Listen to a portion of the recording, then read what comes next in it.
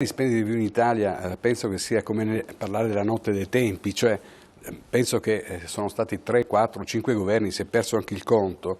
Se ci fosse ancora in vita il chimico francese Lavoisier direbbe nulla si crea ma in Italia tutto si trasforma, cioè non si distrugge niente, nel senso che il vero danno e il vero freno assurdo che c'è in Italia è proprio la burocrazia, non la pubblica amministrazione che va naturalmente efficientata, va in qualche modo rivista, perché è evidente che io ho dei numeri che sono veramente lampanti.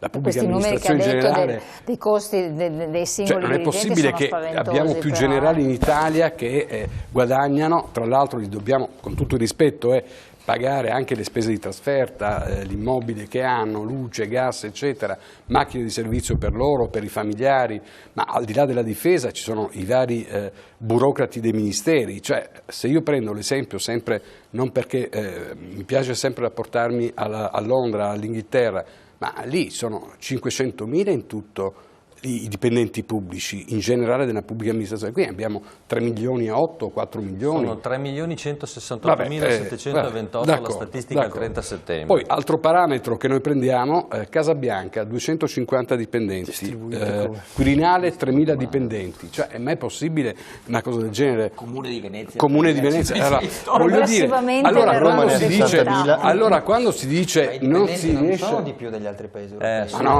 Ma non posso immaginare che la Casa Bianca, che insomma voglio dire è il simbolo della potenza economica mondiale, bisognerebbe guardare l'insieme di sì, ma qua, l'ho detto prima, in Italia sono 3 milioni e 3, allora, vede perché 5 poi, milioni e mezzo, in Francia vede 5 perché poi i 7. professori scappano via e se ne tornano alla Bocconi a insegnare, perché nel momento in cui si accenna a qualcosa diventa, non è che si voglia dire no, nel senso che non è che si voglia dire queste persone le prendiamo e le mettiamo in mezzo alla strada, però io penso che 3.000 dipendenti al Quirinale siano troppi, eccessivamente troppi. Se io penso che una potenza mondiale come l'America ne ha 500 o la Germania ne ha appena 850.000, stiamo parlando, beh, è evidente che 850.000 dove? Nella pubblica amministrazione in generale, tra dirigenti eccetera, questi sono i numeri, cioè voglio dire. Vabbè, allora, probabilmente in Germania e Inghilterra fanno altre cose. Quello che si vuole dire è che questo freno, comunque, per entrare nel tema, il freno alla competitività, è effettivamente molto alto,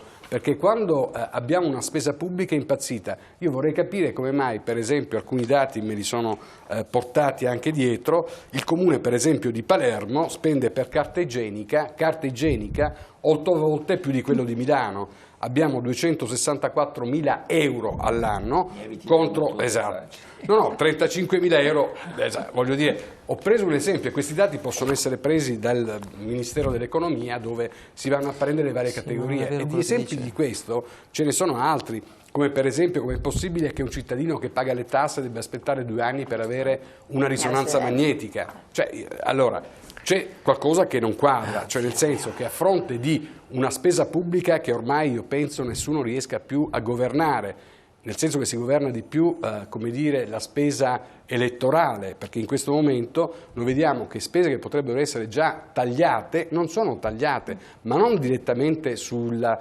comparto pubblico, ci sono tante altre spese. Faccio un esempio che a noi ci ha fatto ridere, diciamo, tra colleghi. È perché, voglio dire, il premier Renzi si è preso la briga di prendere a noleggio, comunque a comprare un aereo del costo di 175 milioni. Cioè, voglio dire, non siamo certo un paese che può, voglio dire, stare in questi termini. È un brutto esempio, è un brutto esempio. Certo, cioè, quando Cameron, io in Inghilterra, Cameron viaggia nella metropolitana. Cioè, quando deve prendere l'aereo per andare nelle missioni, prende un aereo normale, come tutti i cittadini, e lo hanno anche fotografato e visto. Adesso non è che dico dobbiamo azzerare completamente certi privilegi, però è chiaro che se continuiamo a dire non possiamo tagliare, non possiamo fare questo, non possiamo fare quest'altro, le tasse aumentano sempre di più perché alla fine chi paga il conto sono sempre i cittadini contribuenti che si devono poi assorbire e quindi, come dire, qualcuno che fruga nelle tue tasche perché alla fine i soldi non bastano mai. Fuori da quella parte. Avvocato Menorelli, sì, una Zanetti sola dopo precisazione perché altrimenti credo che l'utente che sta a casa abbia tratto dalle osservazioni che ha fatto l'economista una valutazione che secondo me è distorta e vorrei riprovare a portarla nei ranghi dell'obiettività. Corte dei Conti e OCSE, quindi non è un'elaborazione INPS. Dipendenti pro capite, numero in base alla popolazione, citava il Regno Unito. Abbiamo 8,9 dipendenti per ogni 100.000 abitanti nel Regno Unito. E in Italia ne abbiamo 6,4, sono statistiche dell'OCSE e del Corte dei Conti, non della UIL.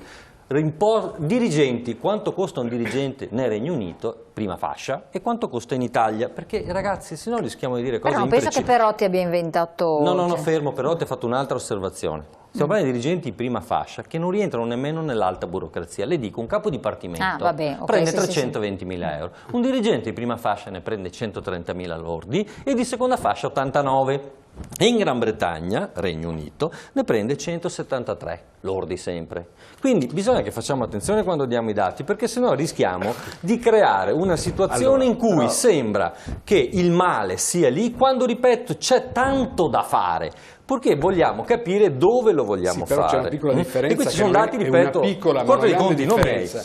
Per aprire un'attività io in Inghilterra, perfetto, in 4 giorni e questa è burocrazia. Però attenzione, allora diceva l'avvocato, io pago anche quel dipendente pubblico. Ma allora diceva l'avvocato e condivido, facciamo una distinzione tra un intervento di sfoltimento normativo che è prodromico all'impresa a far sì che se devo aprire un'attività non devo metterci 2 mesi e impegnare un cartame pazzesco, all'interno del quale cartame spesso lo stesso funzionario della pubblica amministrazione c'è una norma che dice A e quella a fianco che dice B e lui dice devo applicare la A o la B per la stessa roba, d'accordo?